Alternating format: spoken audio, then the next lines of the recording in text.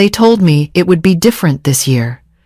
After 3 Christmases apart, my daughter finally called and said the words I had been waiting to hear. "Come stay with us, Mom. We want you here. The kids miss you. It won't feel like Christmas without you." So I believed her.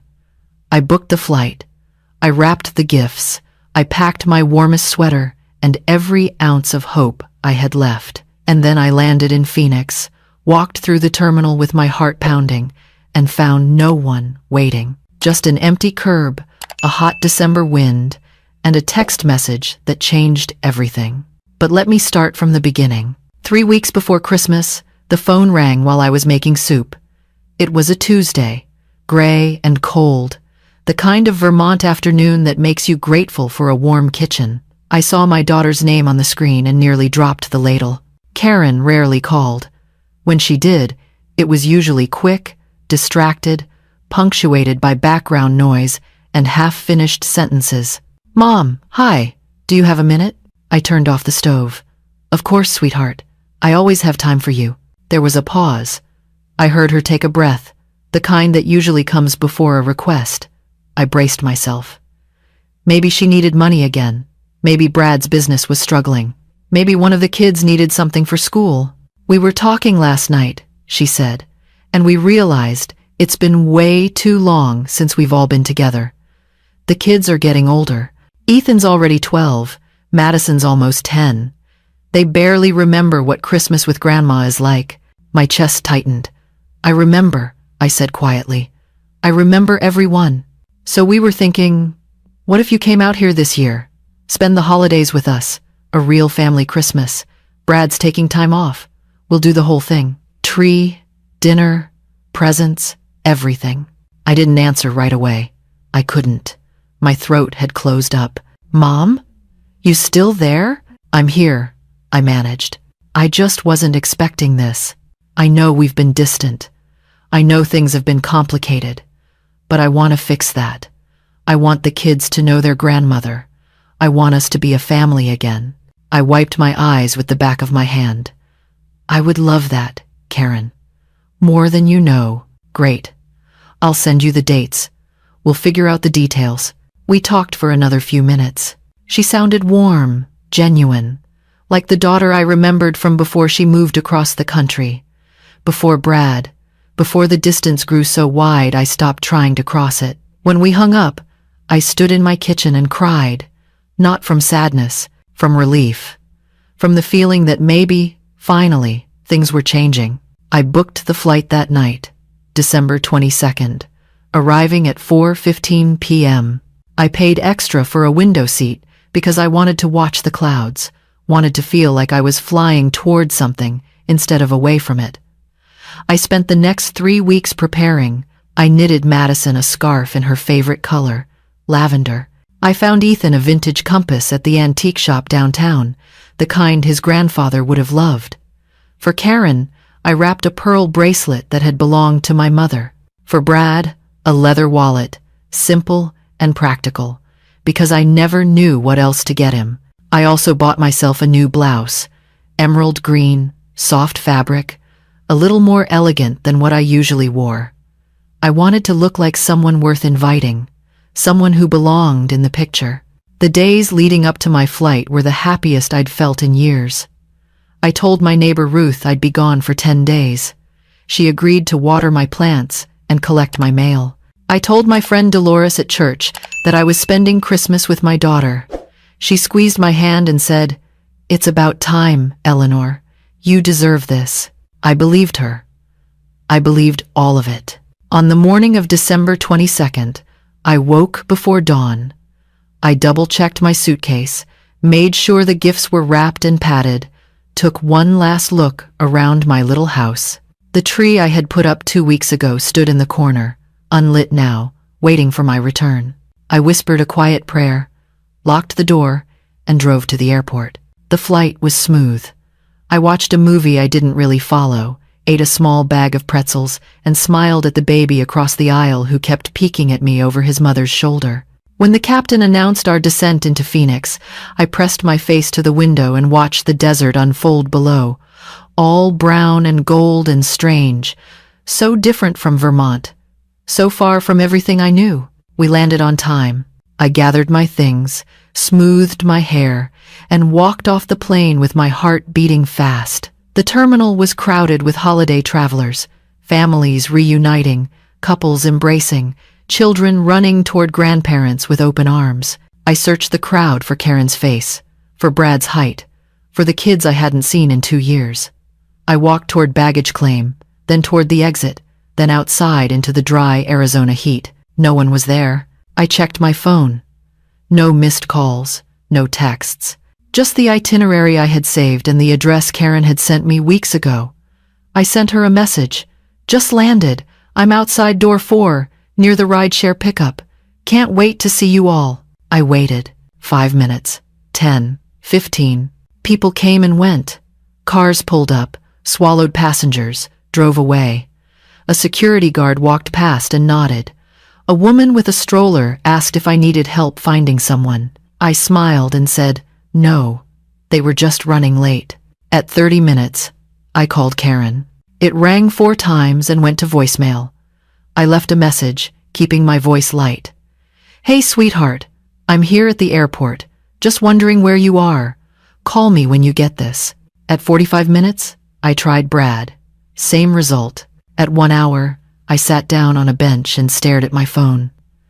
The screen was quiet. The sun was starting to set, painting the sky in shades of orange and pink that would have been beautiful if I had anyone to share them with. And then, finally, a text came through.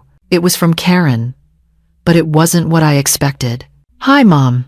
Sorry, things got crazy. We had a last-minute opportunity come up. Brad's company got us a cruise for the holidays, leaving today.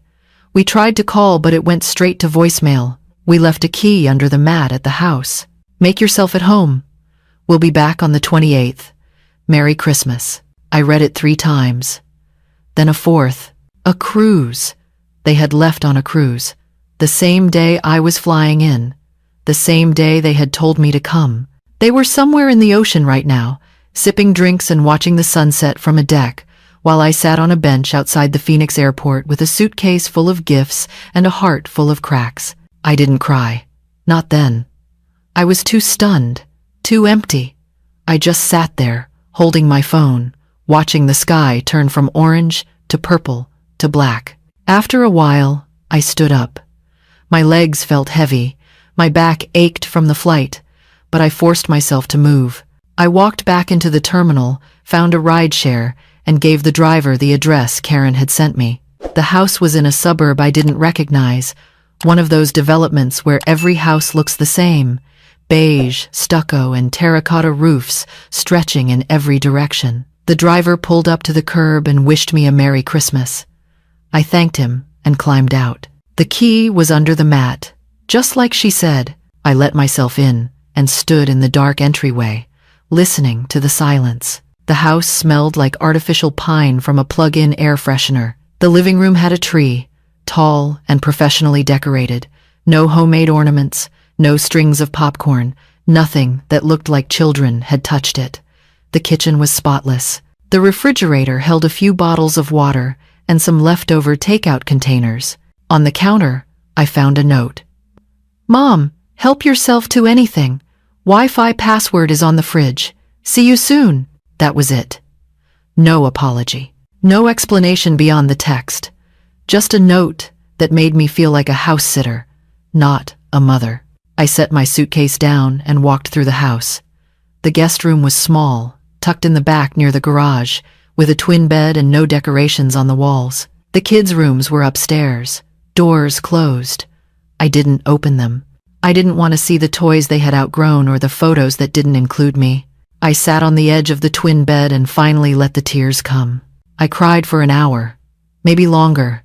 I cried for the flight I shouldn't have taken, the gifts I shouldn't have wrapped, the hope I shouldn't have allowed myself to feel. I cried for every birthday card I had sent that was never acknowledged, every phone call that went unanswered, every holiday I had spent alone while telling myself next year would be different. When the tears stopped, something else took their place.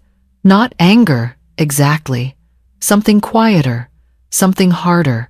I looked around the little room with its beige walls and its single window facing the neighbor's fence.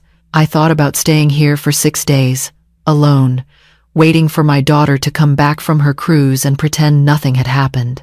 I thought about the turkey I wouldn't eat, the presents I wouldn't watch them open, the Christmas morning I would spend in this empty house while they were somewhere in the Caribbean.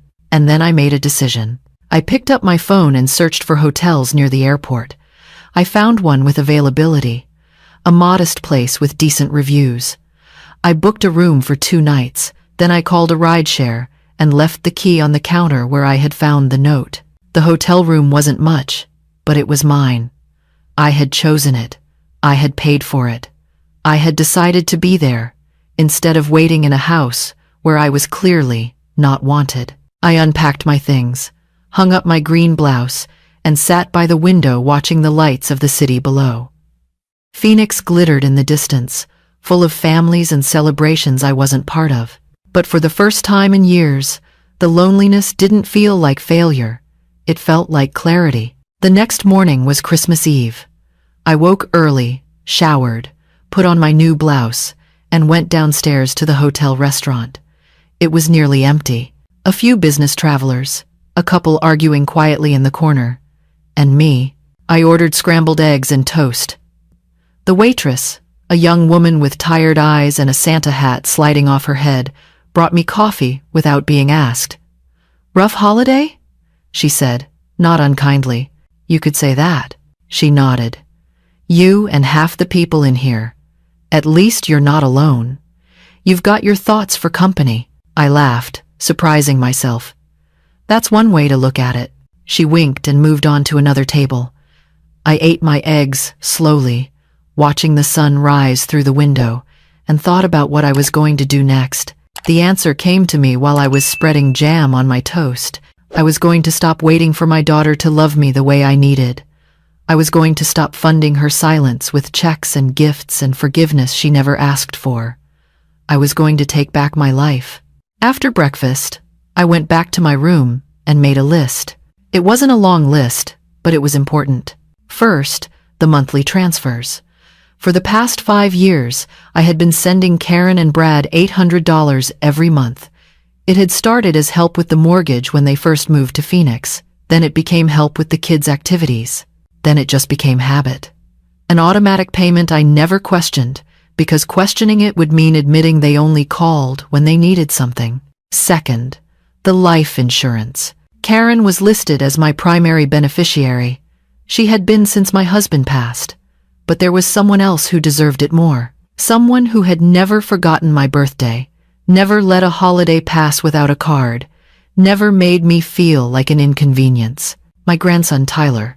Tyler was Karen's son from her first marriage, back when she was young and reckless and still talked to me like I mattered. He was 24 now, finishing his last year of nursing school in Colorado. He called me every Sunday. He sent me photos of his apartment, his cat, his study group. Last year, when I had pneumonia and couldn't leave the house for 3 weeks, he drove 8 hours to bring me soup and sit with me until I felt better. He didn't tell his mother. He didn't ask for anything in return. He just showed up because he loved me. I picked up my phone and texted him. "Merry Christmas Eve, sweetheart. I hope you're doing well. I'm thinking of you." He replied within minutes. "Grandma, Merry Christmas. I miss you. How's Arizona? Is Mom driving you crazy yet?" I stared at the message for a long time. He didn't know. Of course he didn't know. Karen wouldn't have told him. She probably hadn't told anyone. "Actually," I typed, "I'm at a hotel near the airport. Long story. I'll tell you when I get home." "Wait, what? Are you okay? What happened?" "I'm fine, honey. Really. Just some unexpected changes. I'll call you tomorrow, okay? I don't want to ruin your Christmas Eve." "Grandma, you could never ruin anything. I love you." I set the phone down and pressed my hand to my chest. There it was, the love I had been looking for. It had been there all along. I had just been looking in the wrong direction. I spent Christmas Eve walking through the hotel, finding small ways to feel alive. I sat by the pool, even though I didn't swim.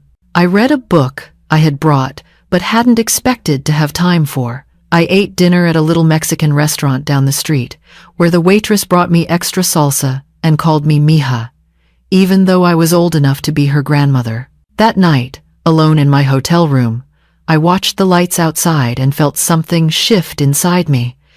It wasn't peace, not yet, but it was close. It was the beginning of something. Christmas morning arrived quietly. No stockings, no tree, no grandchildren running down the stairs. Just me, my coffee, and the hum of the air conditioner. I checked my phone. A few messages from friends back home.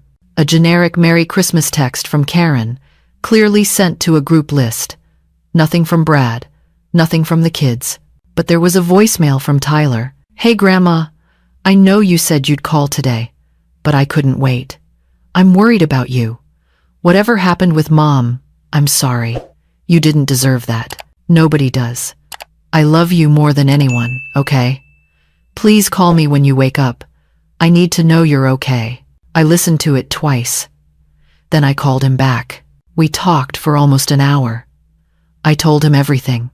The invitation, the flight, the empty airport, the cruise, the note. He listened without interrupting, and when I finished, he was quiet for a long moment. "I'm so sorry, Grandma," he finally said. "I had no idea she was like this. You were young when things started changing. You probably don't remember. I remember enough. I remember the way she talked about you sometimes, like you were an obligation, not a person. It always bothered me, but I didn't know what to do about it. You did enough, Tyler. You do enough every time you call." "It's not enough," he said, "but I'm going to do more. Starting now." He told me he wanted to come visit in January, spend a long weekend with me in Vermont. He told me he was proud of me for leaving that house, for not waiting around like I didn't matter. He told me I was the strongest woman he knew. When we hung up, I sat on the edge of the bed and felt something I hadn't felt in a long time. I felt seen. I felt valued. I felt like someone's first choice, not their last resort. The day after Christmas, I flew home. The airport was chaotic, full of exhausted travelers and crying babies and delayed flights, but I moved through it calmly, my suitcase rolling behind me, my shoulders straight. I wasn't the same woman who had arrived 4 days ago with a heart full of hope and a suitcase full of gifts. That woman had been waiting for permission to matter. This woman was done waiting. Back in Vermont, my house felt different. Smaller, maybe, or maybe just more mine. I turned on the lights, started a fire in the fireplace, and sat in my favorite chair with a cup of tea. The Christmas tree was still in the corner, unlit and a little sad. But I plugged it in anyway, watched the lights flicker to life, and whispered to myself, "Merry Christmas, Eleanor, you made it through." The next morning, I went to the bank.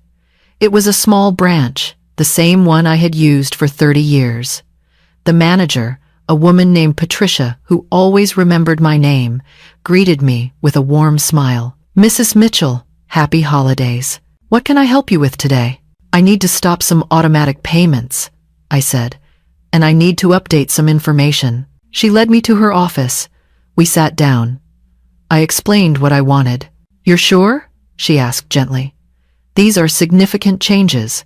I've never been more sure of anything." She typed. She printed. I signed. By the time I left, the $800 a month was no longer going to Arizona. The account was mine again. The next stop was my lawyer's office. Mr. Henley had handled my husband's estate years ago. He was older now, slower, but still sharp. I told him I wanted to change my will. I told him I wanted to create a trust for my grandson, Tyler. I told him I wanted my daughter removed as beneficiary. He didn't ask why. He didn't have to. He had seen this before, families fractured by neglect and silence, love withdrawn and redirected. He just nodded and said, "I'll have the paperwork ready by next week." "Thank you," I said. "This has been a long time coming. Most important decisions are." Mrs. Mitchell. I drove home feeling lighter than I had in years. The snow was falling softly, coating the roads in white, making everything look clean and new. I thought about Karen, somewhere in the Caribbean, probably not thinking about me at all. I thought about the kids, growing up without knowing their grandmother, without knowing what they were missing. I thought about all the years I had spent trying to earn a place at a table where I was never welcome, and then I let it go. Not all of it, not yet, but enough to breathe, enough to start again. A week later, Tyler arrived. He pulled up in his old Honda, snow chains on the tires, a duffel bag in the back seat. I watched him from the window as he got out and stretched, his breath fogging in the cold air. He looked so much like his grandfather. The same kind eyes, the same easy smile. I opened the door before he could knock. "Grandma," he said, and pulled me into a hug that felt like home. We spent 3 days together. We cooked meals I hadn't made in years, pot roast and mashed potatoes and apple pie from scratch. We played Scrabble by the fire. We talked about his classes, his plans, his dreams of working in pediatric care. He told me about a girl he liked, a fellow nursing student with curly hair and a laugh that made his chest ache. I told him about his grandfather, about how we met, about the life we built together before it all got complicated. On his last night, we sat on the porch wrapped in blankets, watching the stars. The air was cold and sharp, but neither of us wanted to go inside. "Grandma," he said quietly, "I'm sorry about Mom. I don't understand her. I don't think I ever will." "You don't have to understand her," I said. "You just have to be yourself. That's enough. I want you to know something." He turned to look at me. "Whatever happens with her, whatever she does or doesn't do, I'm here, always. You're my family, the real kind." I reached over and took his hand. "You're my family too, Tyler. The best part of it." We sat there until the cold became too much, and then we went inside and made hot chocolate and watched an old movie neither of us really followed. It didn't matter. What mattered was that we were there, together, choosing each other. The next morning, I drove him to the airport. We hugged at the curb, longer than usual, and I watched him disappear through the sliding doors. My heart ached, but it was the good kind of ache, the kind that comes from loving someone who loves you back. A month later, I got a letter from Karen. It was short, typed, formal. She had found out about the bank account. She had found out about the will. She was disappointed and confused and wanted to talk about this like adults. I read it once, folded it neatly, and put it in the drawer with the other letters I would never answer. Some doors, once closed, are meant to stay that way. I am 70 years old now. My house is small, my life is quiet, and my family is exactly who I choose it to be. Tyler calls every Sunday. He visited again last month with the curly-haired girl, who is now his girlfriend, and I liked her immediately. They sat at my kitchen table and laughed and ate my pot roast like it was the best thing they had ever tasted. I don't hear from Karen. I don't expect to. The cruise photos are still on Facebook, her smiling face frozen in a moment I was never meant to be part of. I don't look at them anymore. There's no point. What I know now, what I wish I had known sooner, is this. Love is not a debt to be collected. It's not a transaction, not an obligation, not something you can earn by giving more than you receive. Love is a choice, made every day, by people who see you and want you there, not as an afterthought, not as a convenience, not as a backup plan. I am not a backup plan. I am not a side note. I am not the grandmother who waits at the airport while her family sails away. I am Eleanor Mitchell. I am 70 years old. I have a grandson who loves me, a house full of memories, and a heart that finally knows its worth. And that, in the end, is more than enough. If you're listening to this, and you've ever felt forgotten, if you've ever stood on a curb wondering why no one came, if you've ever given your whole heart to people who treated it like spare change, I want you to know something. You are not spare. You are not extra. You are not too much, or too little, or too late. You are exactly enough. And the people who don't see that don't deserve a seat at your table. So set it for yourself, light your own candles, pour your own wine, and wait for the people who show up not because they have to, but because they can't imagine being anywhere else. They exist. I promise you. They do. And when they find you, you'll know. Because for once, you won't have to wonder if you're wanted. You'll just feel it. Like Tyler's hug at the door, like the stars on a cold Vermont night, like the first bite of pie that nobody asked you to make, like coming home. Thank you for listening to my story. If it meant something to you, I hope you'll share it with someone who needs to hear it. And if you have a story of your own, I hope you'll find the courage to tell it. We all deserve to be heard. We all deserve to be seen. We all deserve to stop waiting at empty airports for people who were never coming. Merry Christmas, wherever you are. And whatever you're carrying, I hope this year is the year you finally set it down.